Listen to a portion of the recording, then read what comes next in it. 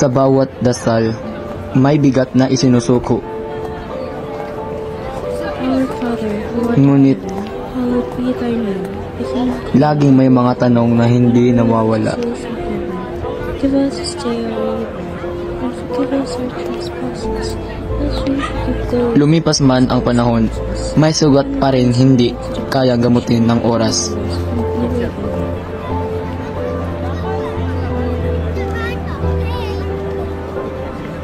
Ngunit sa katahimikan ng panalangin, natutunan kong tanggapin ang sakit, magpatuloy.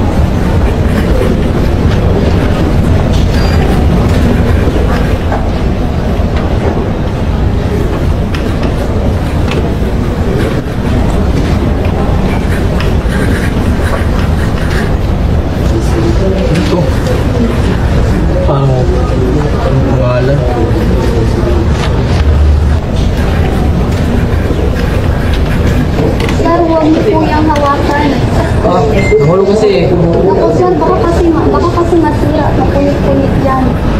Oo, kasi tuloy, maulit ako sa bahay. Ako sir, bawal po sir. Lumang libro na yan. Yan, kasi pag naghahawakan ko yan sa milky bag.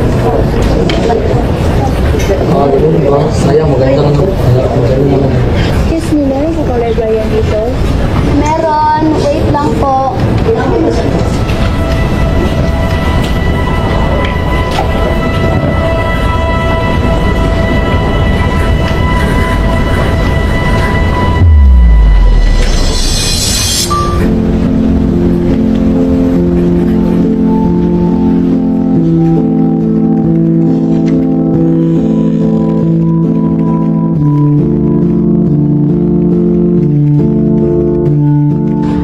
Sorry Lord if I say something. Gusto ko lang magbasa. Should I read this? Mamaya na. Release pa ako. Ano mo meron sa librong ito? Kumpleto naman mga painahin pero bakit bawal? Grabe naman ah. Oh my God.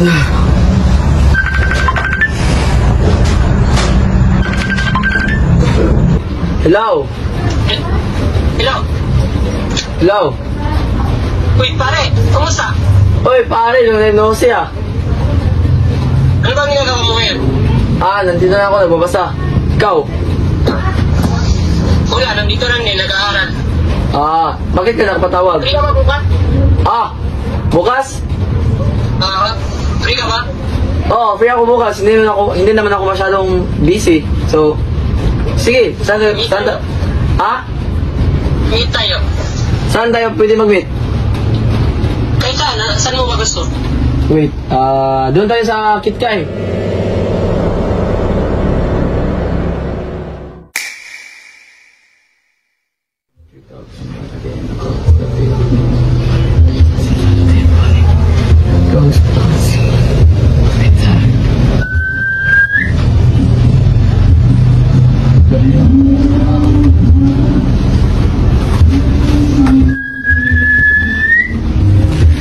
Hoy, sino ka? Hindi ako natakot sa'yo.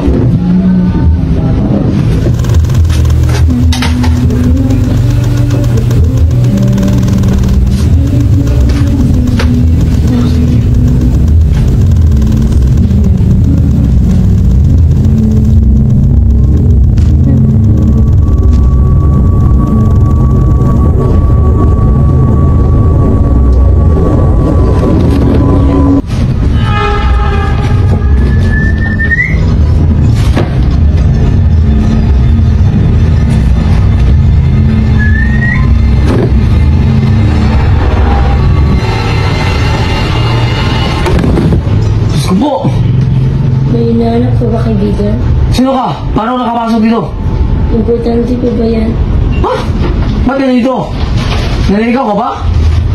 Tulungin mo ang sarili mo ang papatok mo dito. Ha? Ano ginagawa mo dito? Ano yung tinuturo mo?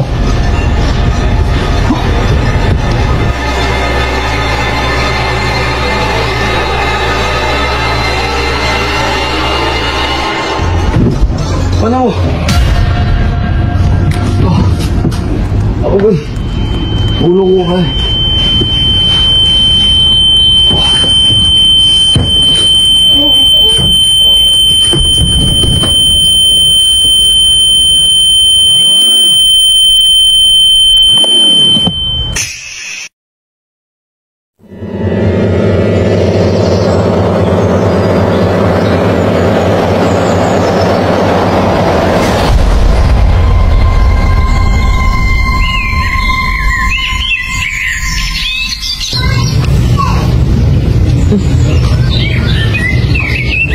Ako. Ano lugar to? Ha? Walang signal, puta.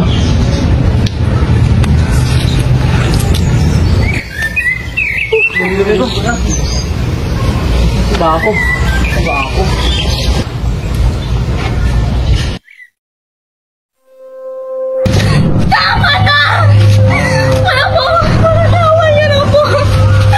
Tumahimik ka. Isang lapas na nga ng simoy sa isang Guardia Civil na isang kagaya mong bayar libre. Di amigo, ito si Sario Castigarito sin Dios. Agad sila lang mga salot sa ating lipunan na pinagmumuhan ng mga praile. Si mi amigo. Pakawalan niyo po ako! Para makuha niyo na! Uy! Anong ginagawa mo sa kanya? Ginawa, tulungan niyo po ako! Inoong, isa sa mga libre na lumabas namin kami pamantay ng Guardia Civil. Hayaan mo siya, amigo. Sapagkat tignan mo naman ang kanyang wangis at kasuotan. Tila siya ay wala na sa kanyang sarili. Si mi amigo, lagay natin sa presidio. Naku.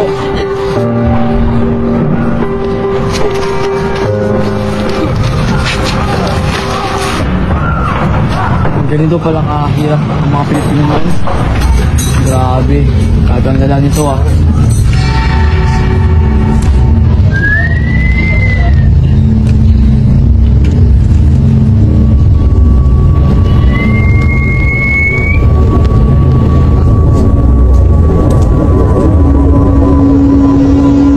Sko! Ikaw na naman? Ano ba ang gusto mong mangyari? Kung gusto mong maintindihan si Rizal, kailangan mo makita ang kanyang naranasan.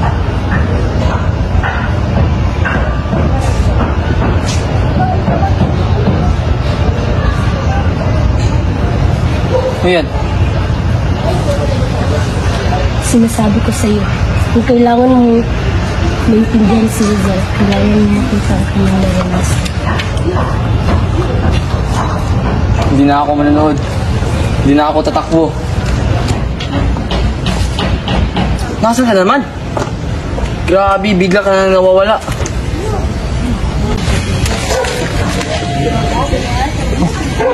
Bakit bangko mga pahina?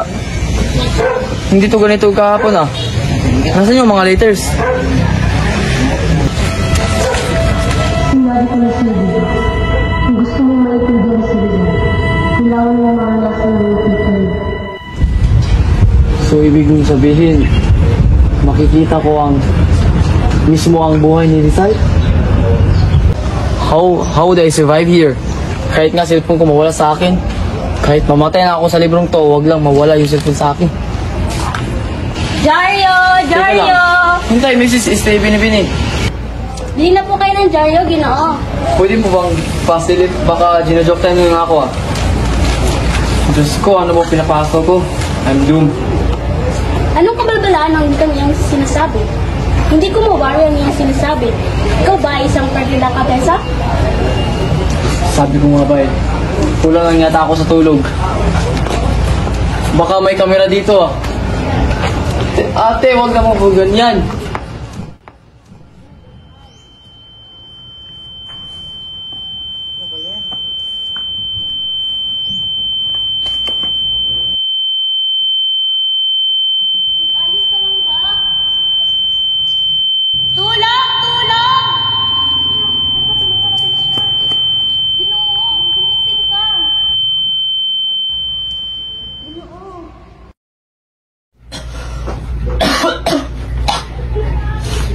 Saan naman na ba ako? Mabuti at gising ka na, Ginoo. Teka, ikaw yung nagbimita ng dyaryo ah. Iyak ka bang lumayas ka na, Ginoo? Tila tinantok ng napakalakasan niyang ulo sa lupa at nawalan ka na ng bait. Tubig na po ate. Parang labag po sa loob mong paggagamot mo sa akin eh.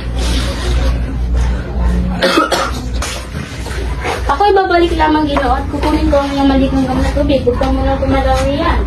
Okay. Saan ba ito? Narito na ang iyong tubig, Ginoo. Salamat po ate.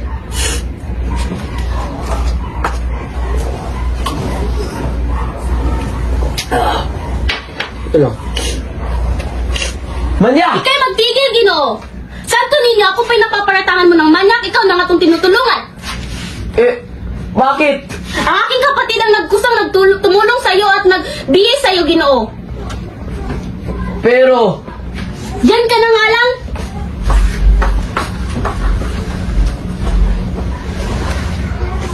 Tila may ubos sa utak ang tinulungan natin lalaki niya at kurasyon.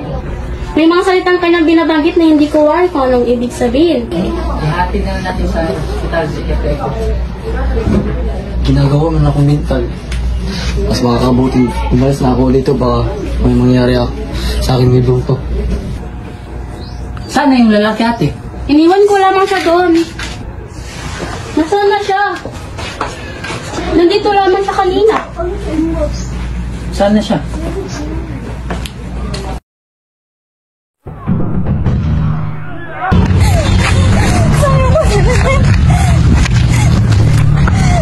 Isang salot sa lipunan.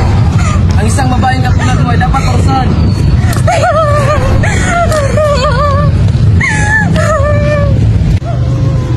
Ito ba yung tawag niyang Filipino pride? Ito ba yung bayan, ang bansang pinagtatanggol na dapat ika-proud? Nakikita ko na ang sarili ko sa kanya. Hindi ko ito kayang panoorin sa mga ginagawa ng friendly sa kanya. Lord, kayo nang bahala sa akin. Luzon! Isa nga lamang ang tatatang natin sa mga kailangan. Tawin mo ako! Ako lang bakit bumupama ko. Gusto mo ba yan?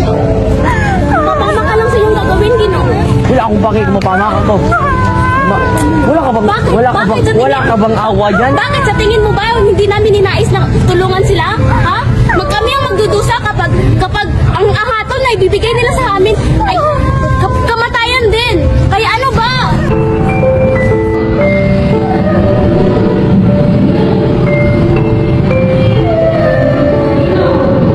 Ayos ka lang ba? Mabuti pa. Tumahan ka muna sa aming tahanan.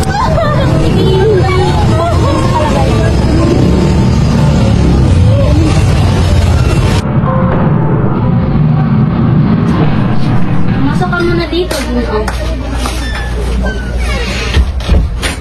Ate Cora, nakabili ka na ba ng pagkain? Teka, ikaw yung inyong may tuliling. Bastos to ah! Hoy, magsitigil na kayong dalawa. Para kayong mga bata. Guys, ito nga pala ang aking kapatid na lalaki. Mariano ang kanyang ngalan. Isang di gaano magkakala kang makilala. Ate ho, Tumigil ka na. Nga pala, kay tagal na kitang nakita ulit hanggang ngayon, hindi ko pa worry ang iyong ngalan. Pwede ka bang magpakilala, Ginoo? Ako pala si William Delfin. Pwede niyo ako tawagin Delfin lang. kahit ang kanyang ngalan ay kakaiba, saan mo ba ito napulot ate? Tumigil ka na, Mariano. Di ba ihatid pa natin to sa hospital psychiatrico? Bigyan namin ang kapatid mo, Corazon. Baka di ko tumasal siya. Walang mangyayaring ganyan. Pwede bang hinahon mo na kayong dalawa? Ay nako, Diyos ko. Ikaw, Ginoo, pumasok ka muna sa iyong silid.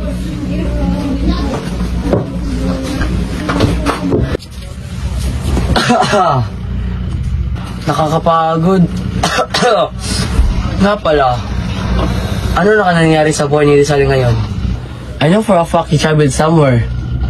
Wait. Nabasa ko na to ah. Hindi ba't sa edad at ang taong ito? Ano nga yun? Noli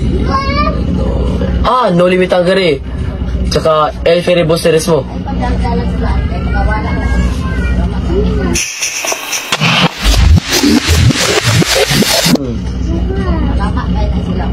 Wow ha? May flashback effects talaga ah. Yung nalaman.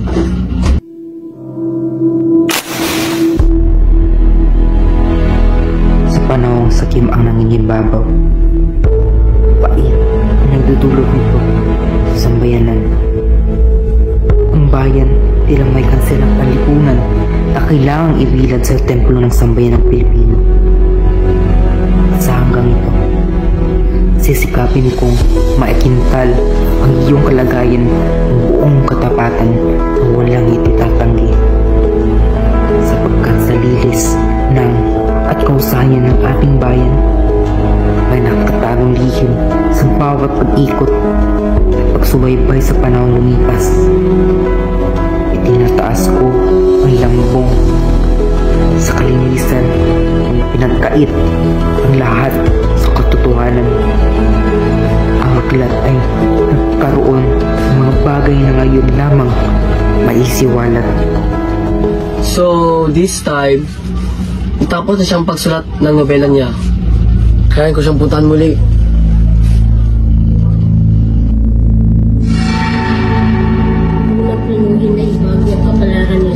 At paano kung mabaguhin ko? Wala ka na pakalam dun. Dahil kahit anong gawin mo, hindi mo na magbago. Dahil tanging magagawa mo lamang ay ang gulat sa katotohanan. No matter what happened, I will try to change it. Wala ka na pakalam dun.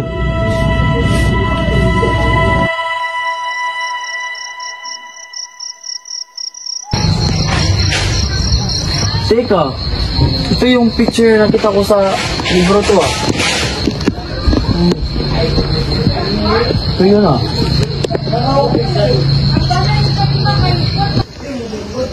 Hindi ko pa kalalain yung ganito palang bahay nila. Grabe! May nakakakit bang munting pala munting dito sa munting tanan, ginawa? Si Rizal? Ikaw ba yan? Tila't banyaga at kilalang kilala mo kung sino ako. Ikaw nga! Oh!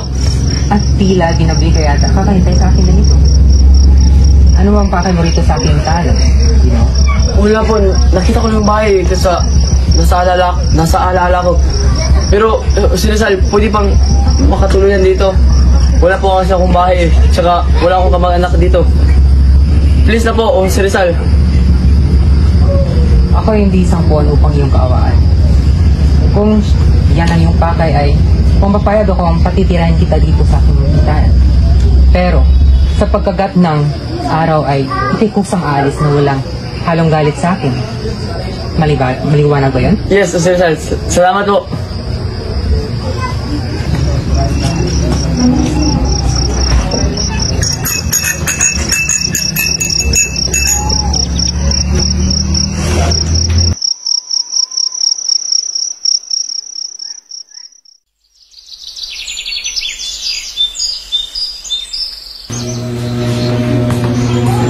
Rizal, nga pala, salamat sa pagpapuli mo sa akin dito, Pepe. Ay, si Rizal. Salamat po. Mali mo kung tawagin Pepe. Pero sa labas, Rizal. Ginoong Rizal. Sige po, Pepe. Rizal. Salamat po. At ituloy mo na rin ito yung tahanan. Gusto ko yung wala akong masukumitali dito. Dahil ang cellphone, wala pa rin signal. Sabi ko mo yan. Saka, wala pa yung cellphone sa panang to. Kasi po! Kung wala kang magawa ay magbasa ka na lang. Tiyak ako isa kang matalimang bao.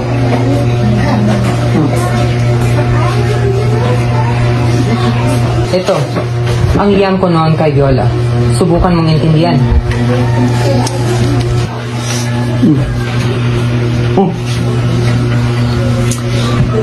This is German, right?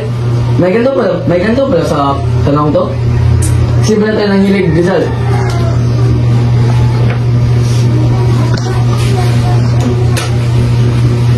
Alam mo ang wikang Aleman.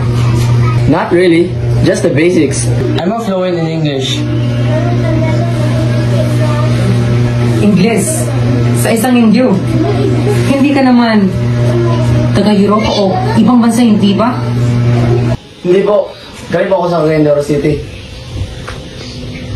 Pao mga mayayamang anak ng Espanyol lamang o mga Estrado lamang nakakapag-aral ng Ingles.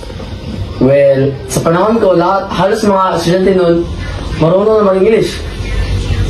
Tila marami kaya kang alam kung saan ka nagmula, Limang Delphi. Di ko po rin alam eh.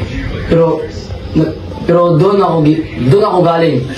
Nagbabasa lang ako ng libro about sa inyo. Tsaka, boom!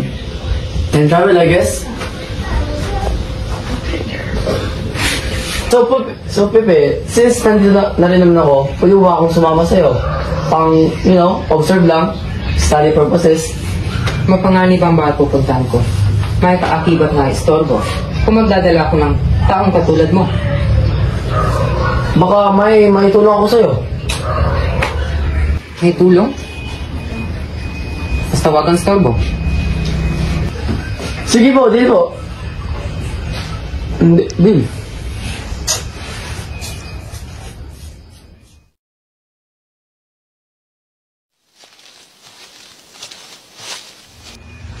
Idyo, Steve, Minsayero, Padre. Itong liham na ito, paghahatid ito sa bahay ni Ginoong Rizal. Sige po, Padre.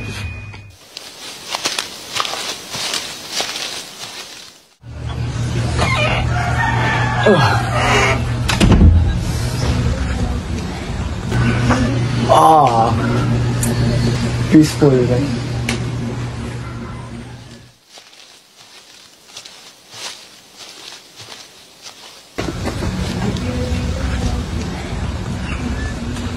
Magandang umaga po, Ginoo. Anong gusto mo? Ito po ba ang tahanan ni Ginoong si Rizal? Ito ka, bakit? May mensahe po siya galing kay Padre Augusto. Gusto niya po ito makarating kay Ginoong si Rizal. Padre Gusto, ano yan? Opo, Ginoo. Kay Padre Augusto po yan. Gusto niya makarating yan kay Ginoong si Rizal. Sige. Ako na lang magbibigay sa kanya. Salamat. Sige, salamat din.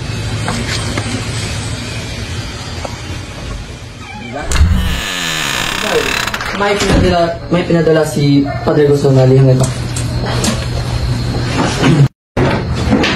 Parang nagbabaot ka sa katahimikan ng aking bahay. Tahimik nga, pero parang mabigat yung hangin eh. Mabigat nga ang hangin. Pero alam mong pinagmamasdan ka. Alam mo, Delphi, ang katahimikan ay aking kaibigan. Minsan hindi ito nagdadala ng kaginawaan. At minsan din ay isa ito pagsubok kung paano ka naninindigan sa isang bagay o sa isang tao na nanahimik na.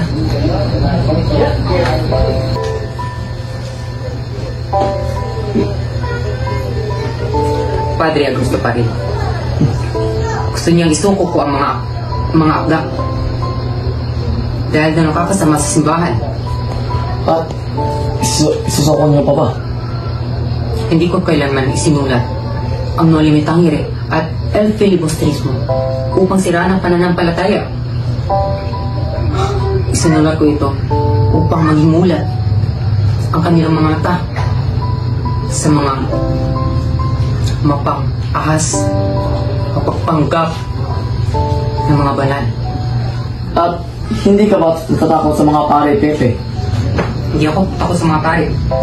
Takot ako sa kamangmangan. Dahil hindi nila naisip ang tama at totoo. Ang abuso, mapagpanggap. Grabing laban mo, Pepe. Isang tao laban sa isang buong imperyo. Hindi laban, Delphi. Sapat na umilaw ang isang ilaw. Kung alam mo lang, ang mga kabataan ay ang pag-asa ng bayan.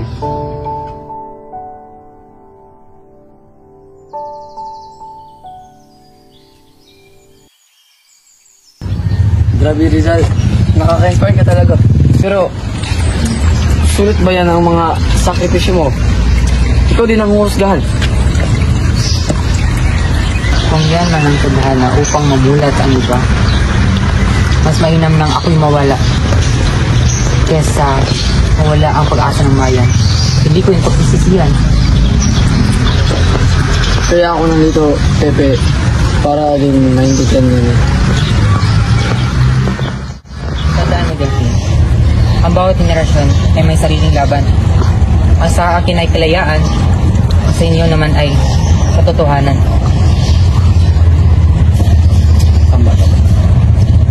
Tandaan mo rin, Delphine, na ang tunay na bayani ay hindi namamatay lamang, kundi yun yung nabuhay para sa kanila. Ginoo, Rizal. Pagpatawad mo po sa pagtaas ng boses. Ngunit si Padre Fernandez ay nasa opisina mo po. Ba't nandoon si Padre Fernandez? May pag-uusapan lang po kayo. Pasensya na po, hindi ko po alam.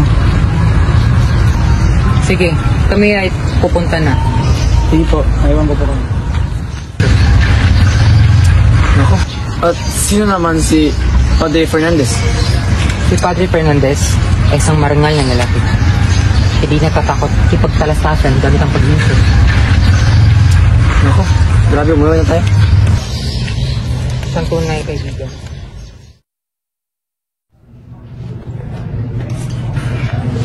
Nagagalak kong makita ka, Padre Fernandez.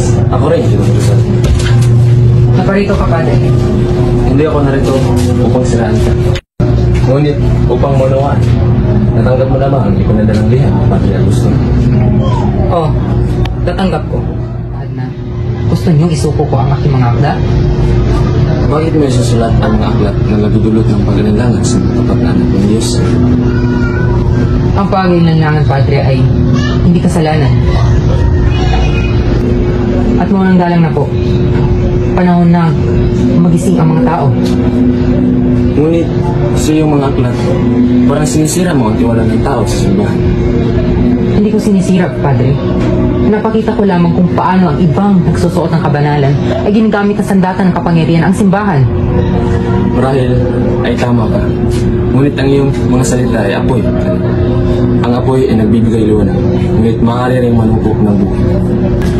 Ang apoy, Padre, ay hindi kasalanan ng liwanag.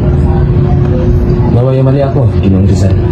Ngunit natatakot akong ang katotohanan ng iyong pinanindigan ay magdadala sa iyo sa kapahamakan. Kung yan man ang kapalit upang magulat ang bayan, handa akong isakripisyo ang aking buhay. Matapang ka talaga. Isang taong matapang. Handang isakripisyo ang kanyang sarili para sa taong bayan. O siya, naway hindi mo sinisira ang imahe ng simbahan at mga anak ng Diyos.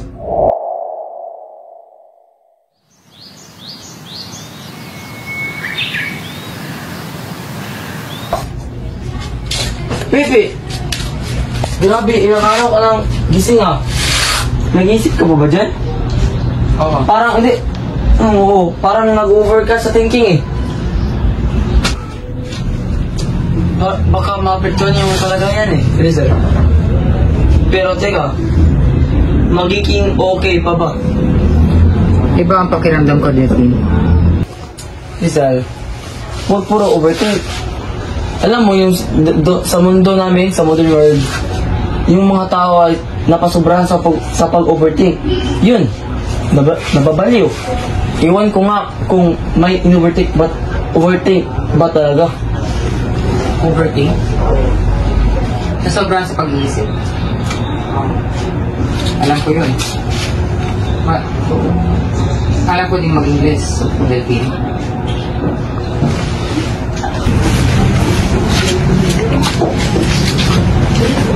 Paano mo ba inathala yung una? Yung no limit hungry? No limit ang ito. Tagal na. Pero parang kapunta din kung aking nilathala.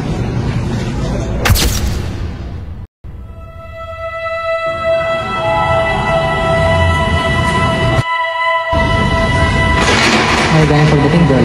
Pepe, narinig ko natapos mo na nga yung nobela mo. Oo. Ang No Limit ang Iri ay natapos ko na.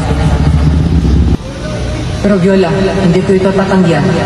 Hindi ko rin alam kung paano ka pa sasalamatan. Kung hindi dahil sa iyo, Mananatili kong papel lamang. Hindi ka na kailangan ng pasalamat, Kevin. Ang mahalaga, marinig ng mga Pilipino ang totoo. Naway, pagmula sila sa katotohanan.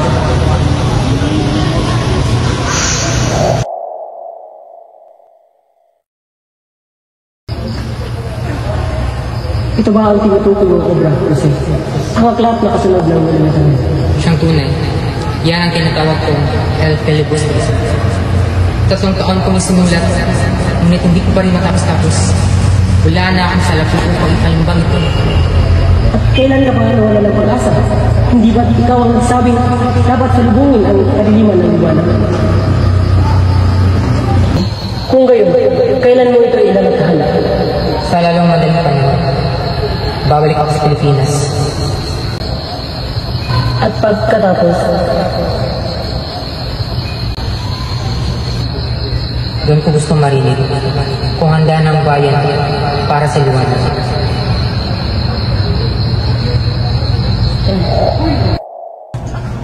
Delphine, kung ang Noli Me Tangere ay tumatawag ng pansin, ang El Feli naman ay magbubukas ng mga mata.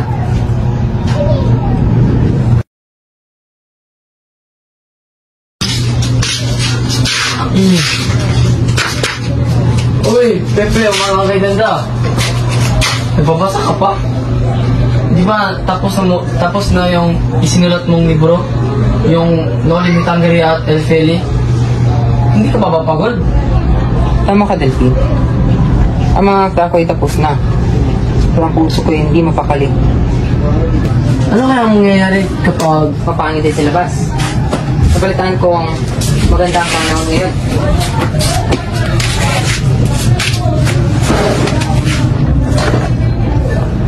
Kaya na to? Yan ay galing sa aking pinakamamahal. You mean Leonor? Oo. Ang nagpakasal sa iba. Huwag ka na magtanong, Delphine. Mamasyal na tayo. Sige.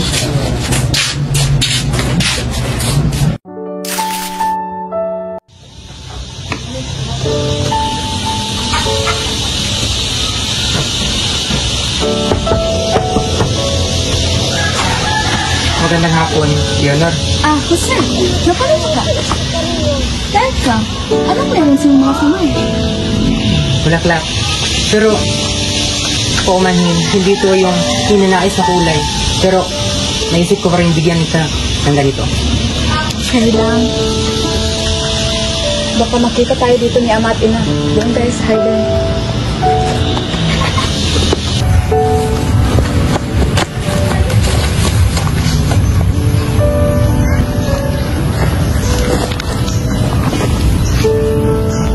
Salamat, Jose. Ikaw talaga, nag-abala ka pa.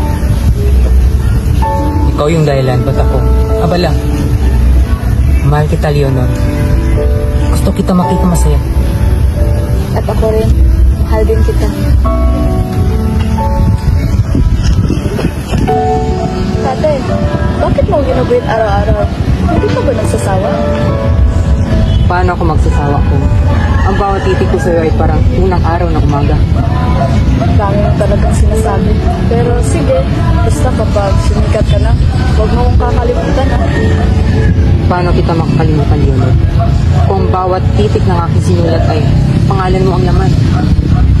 Basta, ito ang tatandaan mo. Kahit gaano ka man kalayo, nandito pa rin ako sa puso mo. Tatanggapin kita bilang aking asawa. Sasabihin ko ito sa iyong ama kung ako'y handa na. Ngunit ngayon ay pangakuan mo ako ang iyong papakasalan. Wala nang iba. Pangako aking mahal, ikaw lang ang papakasalan ko.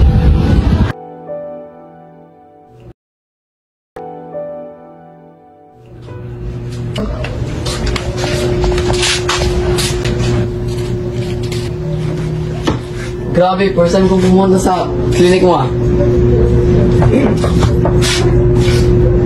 Rizal, parang may pasyente ka. Mukhang banyaga.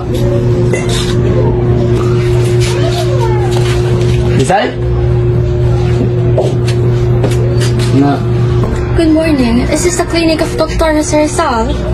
yes. You can come in. Let's go, Father. You guys can sit here. Suit yourself. Please. Rizal! Are you sure that this is the right place? Yes. Yes, señorita. You've come to the right place. I am Dr. Jose Rizal. I'm Miss Kanbaka. I'm from Hong Kong. Nice to meet you. And this is my stepfather, Mrs. Chapo. He's losing his sight and... See, I've heard about you, Miss Senior Topper. Just stay there, and I'll examine your eyes.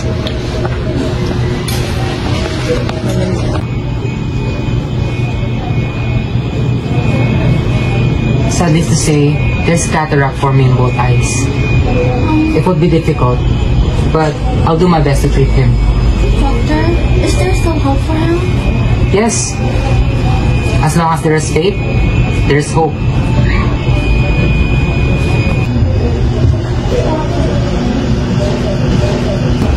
Doctor, you have such a peaceful place. So quiet and full of life. The prison is my exile, yet it become my home. Let's say that you can find peace even if it's lonely. Peace. Even in loneliness. That's beautiful, Doctor. Dr. Rizal, we heard you that you're very talented and skills about anything. Thank you, sir. That's my job. I treat people with illness. Miss Bracken, you and Mr. Topper can stay here a while while I am preparing the treatment. And I'll prepare the medicine later. Thank you, Dr. Rizal. Gracias. Yanada, Miss Bracken.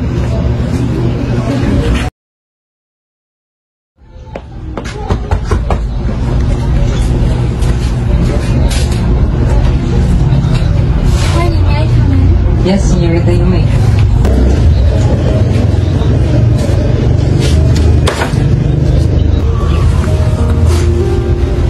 So sorry. I didn't mean to. No, it's okay, Miss Bracken. Please take a seat.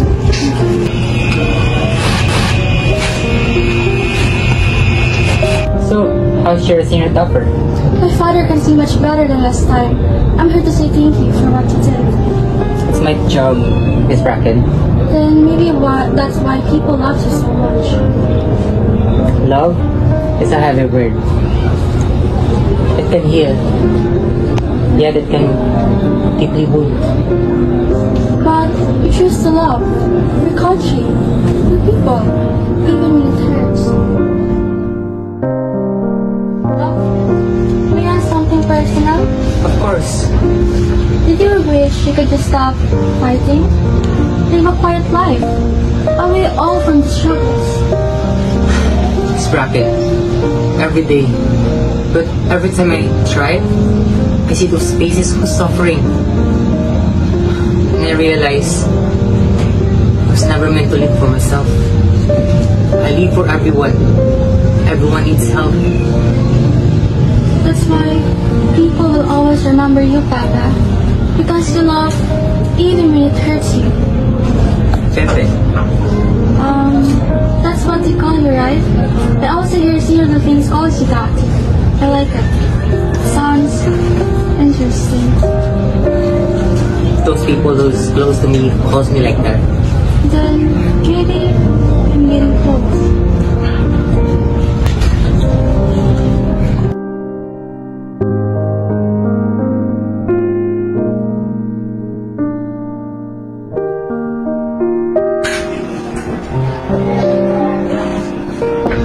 Aba, parang gamot yan na hindi para sa pasyente ah. Para na sa puso. Oh, Senior Delphine, you always come at the wrong time. Oh, good morning, señorita. Don't mind me bringing Rizal's bread for his breakfast.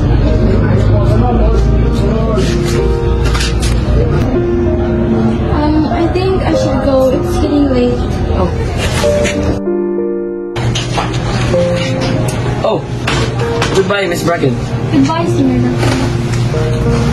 Okay, take care.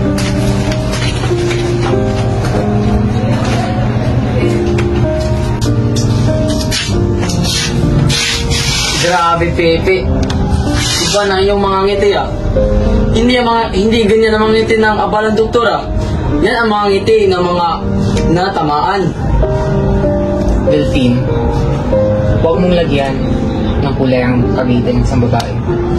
Si Miss Bracken ay isa lamang mabuting kaibigan. Kaibigan? Paano na lang ka kung minahal mo na? Ang aking buhay, Delphine, ay hindi para sa pag-ibig. Ito'y para sa bayan. Ang pag-ibig ay parang gano'n. Sige, Rizal, punta mo na ako sa labas. Magpahaming. Isa mo na. Salamat. Sige, at nagbibigay sa rin ako. Sige. Hindi ang pananampalataya. Kung magising ang mga inyo, mawawala ang negosyo at mga lupain. Pero kung totoo ang sinasabi niya na ang bayan ay dapat din magmahal at humaya, pero bakit siya lang nagsabi ng katotohanan? Kailangan patahimikin. Ang mga aklat na iyan ay dapat sulugin. At ang mayakda ay kailangan parusahan bilang parimbawa. Kaya't hindi natin siya papatayin agad. Pahinain muna natin ang kanyang pangalan. Sabihin natin, Erihe, Masun. Hayaan natin ang takot ang pumatay sa kanya. Ngunit, hindi ba kayo natatakot? Si Rizal ay ginagalang sa Europa. Kapag siya ay pinarasahan, mas lalo siyang maging bayani.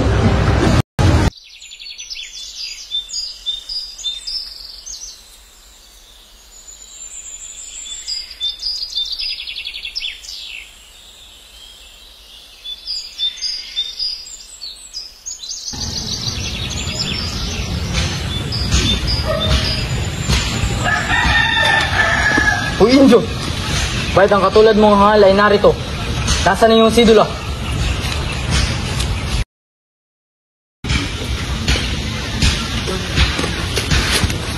Diyan ka! Mga hangal! Sunisunuran lang kayo sa mga praile. Ito bang hinahanap mo?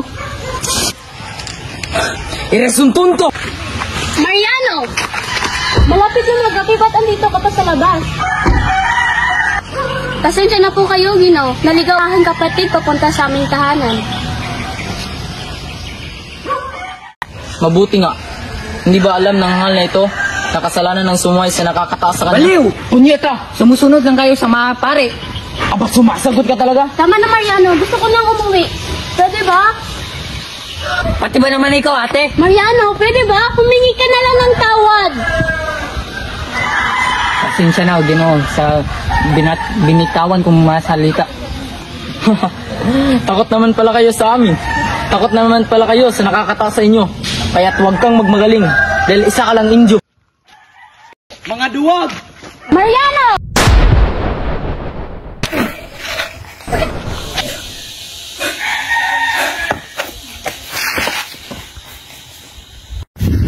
Ate, bakit mo sinalo ang bala? Tatawad ko at iwan ko lang. Ano nga pinagsasabi ng batang mo? Mariano! Mason! Kailangan ko ng Grabe ka naman! Pati naman si Ate Corazon! Akala ko ba si Rizal ang sinasabi mo? Masala na pa to sa patay ni Rizal ah! Ang pagkakaisa. Isang malaking alikain ito. Ngunit paano natin ito sisimulan? Delikado ito. Tama si Dr. Jose Rizal. Kailangan tayo ngayon ay kumilos sapagkat ang bansa natin ay nanganganib. Ang mga tao ngayon ay may karapatan dapat na mabuhay sa mundo. Kung gayon, ngayong gabi, itinatag natin ang La Liga Filipina. Ako ang nasisilbing unang pangulo ayon sa iyong layunin, Dr. Rizal.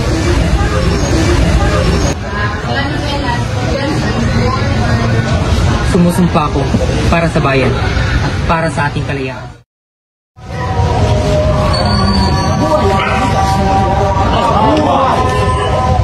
sa Dasaw, sila La Liga, Filipina, mate. Yan ang di mo magbabago. Halos lahat ng nakita mo hindi mo magbabago. Tanging witness ka lamang. So, wait, then bakit mo ako pinasok sa libro? Dahil isa kang lalaking di marunong magmahal sa bayan. Di mo talaga naalam ang natutunan mo. Anong walang natutunan? Wala ka kasi doon. At saka paano mo nasabi wala akong natutunan na hindi mo naman nakita anong ginagawa ko doon?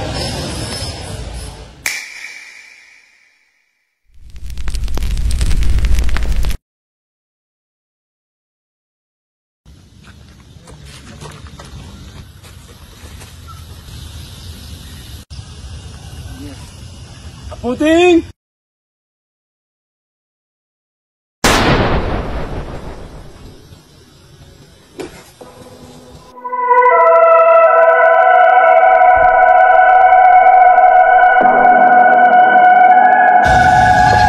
Dito pwede. I was late.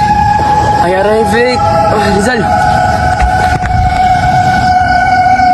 Tapos na ang iyong paglalakbay sa magulang at Adolfine.